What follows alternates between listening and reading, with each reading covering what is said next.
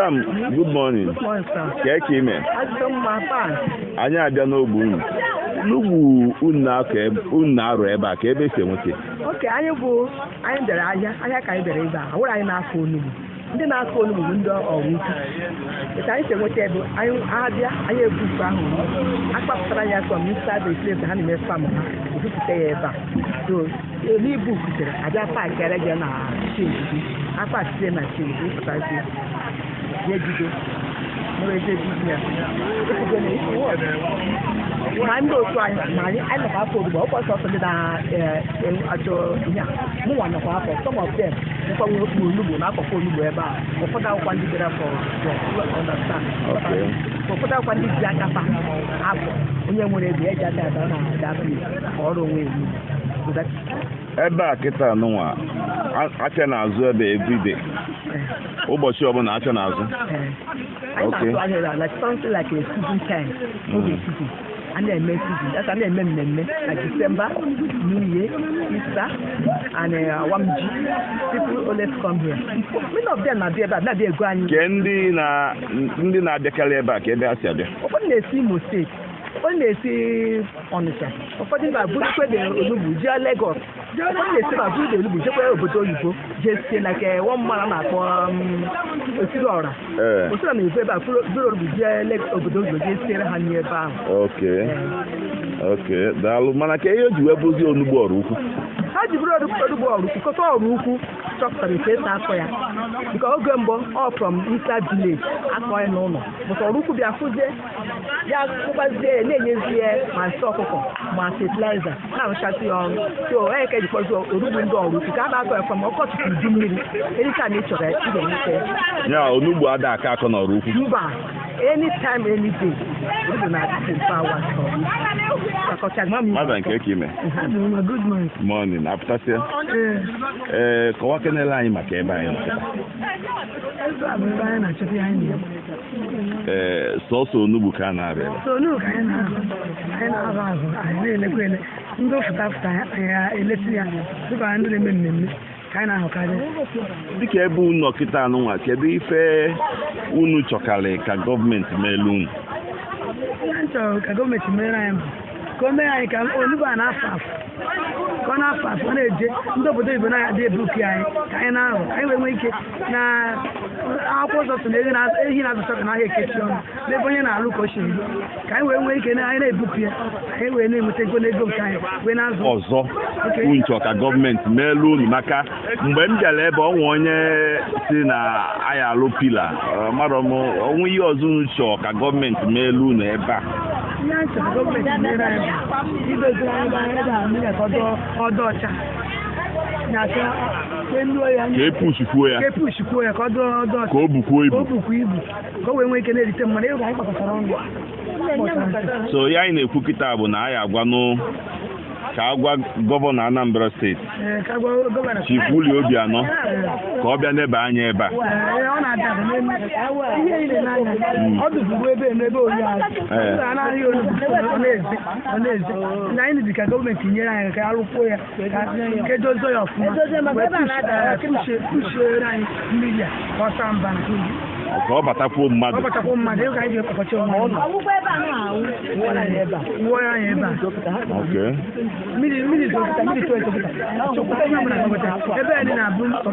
mmiri rain or no rain, we are here. I'm here in Obujilekwe, the bitterleaf factory of Anambra State. And as we can see, we have interviewed the workers here and we heard what they said. And they are calling on the government of Anambra State to make here better for them. And we are calling on the executive governor of Anambra State, Chief Willie Obianọ, to come here and see what these people are doing. As you can see right now, it's raining and these people are here in the rain, working very, very hard to make their ends meet. They're here in the rain doing their business, despite the heavy downpour that is raining here. As you can see now, I'm holding my umbrella right here in Obujilekwe. All they're asking for is not expensive. It's not something the government cannot do. Just to make here more lively, just to make here business conducive for them. to do more. Everybody, all of us, we eat onugbu. Who doesn't eat onugbu? We all eat onugbu. And what we are asking is that these people work so hard to put the food on the table for us. And when I asked them, they said that the onugbu that they are cultivating is coming from Oruku. Oruku is a nearby city here, a nearby village or city. And we'll still visit there. We'll still visit the factory. We'll still visit the farm to see where the onugbu is coming from Oruku. So the people from Oruku, I give you the kudos for making it, for cultivating the onugbu. And we can see the onugbu we are eating in Anambra State. We can see where most of them are coming from. As they said, people come here from all over the southeast to buy onugbu. Some even export it to abroad. As the woman said, that one man, Osirora, comes here to buy onugbu that he export. I know one Osirora in China. I hope maybe that's the Osirora. The Osirora in China. I enjoy his food in Guayensilu. So once more, I'm still in the rain, and I'm going to be here. I'm not moving anywhere. Today is the day I mapped out for it. So I'm still here. Thank you.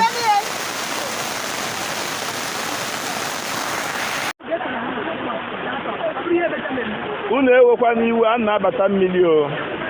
Ọ mụ na unu ya alụta. Nsogbu adịrọ.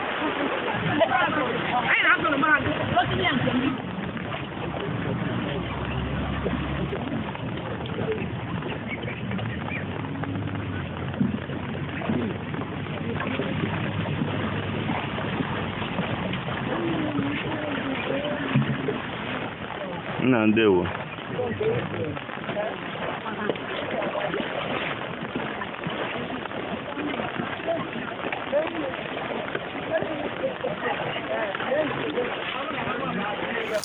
Anọ m na ime mmiri Obujilekwe kịta, the bitterleaf factory of the southeast, the bitterleaf factory of Onugbu. Ịma asị onye ọbụla kọwa ọrụ ugbo, unu afụgo na ọrụ ugbo na-aba. Ọ bụla ịbịa isulu ofe onugbu, si madam na ofe onugbu atọka, site ilu gị extra.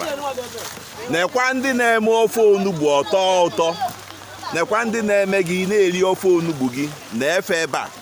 Onugbu a na-akọpụta ebe a nwa is tons and tons and tons of onugbu ka a na-arọpụta ebe a nwa every day. And ndị na-abịa ebulu onugbu a na-esi mba dị iche iche, ma ndị obodo oyibo na-abịa ebe a ebulu onugbu. So once more, I wee na-ekwu na gọvanọ Anambra State, ndị gọọmenti bikonu bịanụ gbatalụ ndị a ọsọ enyemaka. Ife ha na-ayọ eri ọkwa nne o, nọọ ka echi tuolu ha mmiri anwụ obele, dozie ife ebe a na-amị amị. Anyị na-ayọkwa ndị mmadụ ikwu na ibe, ebe a bụ ebe ọ na-eme the factory of onugbu. Bịa na ebe a gobe onugbu maka mmemme unu. Ị na-eme berialo, ị na-agba akwụkwọ, a na-agba nkwụ nwaanyị. Bịa ebe a na onugbu dị, onugbu ka nkụ, ọ bekwu ego. Ịghọtago? So unu bịa ebe a, unu atụnyelụfa. Ebe a bụ isi Nimo, isi Ọnịcha na-abịa, isi ezi Elias, ịgba mee ka ị na-aga Nneni, ịkwụsị n'ụzọ iyi afụfa na boundary Nimo na Nneni. Ọ bụrụ na isi Nneni ị divert ya n'Ọkacha, ịgbadata ebe a ị ga-afụfa. So na ebe fa nọ ezoro ezo, ebe ọ ya abụ ịga ịgbafe ịfụfa. Ndewonu, ya gazie.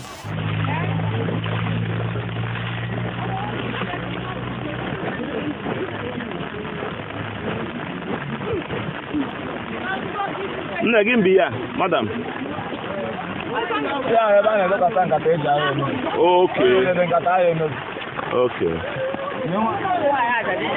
Amazing.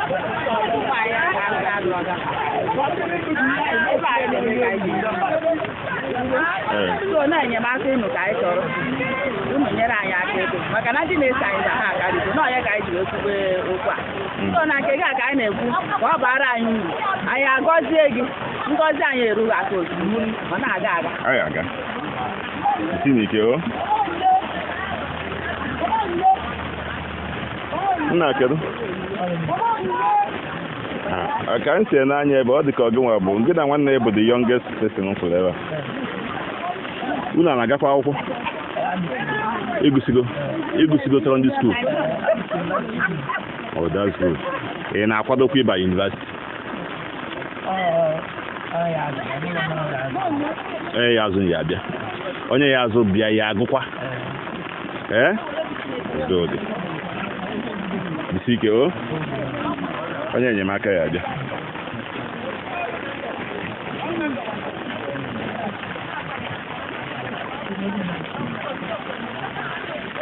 all right ka nte esi onu ya nke chago onu nke a daalụ daalụ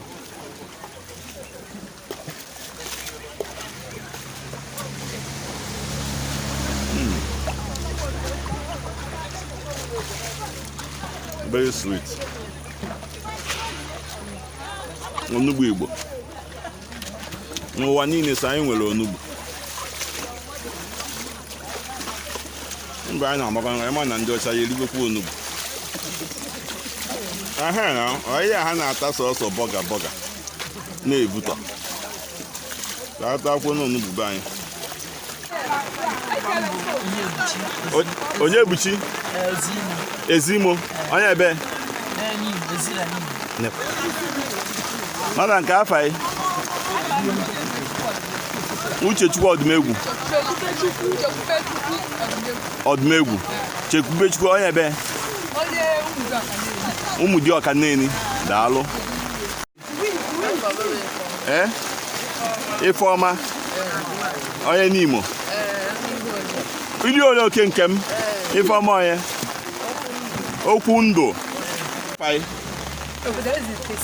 obodo eze ka esi Tesi thank you onye ebe ọka Chigbo onye ebe onye adazi nnukwu daalụ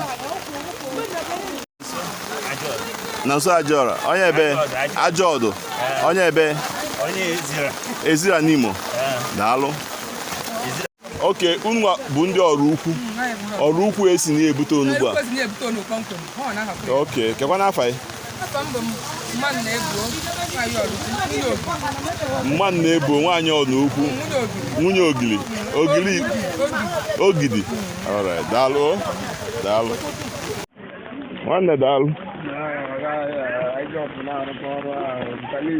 wow ọ na-agba mma n'ofe aka eri na-atabisi aka obodo chọrọ adịkọ mma na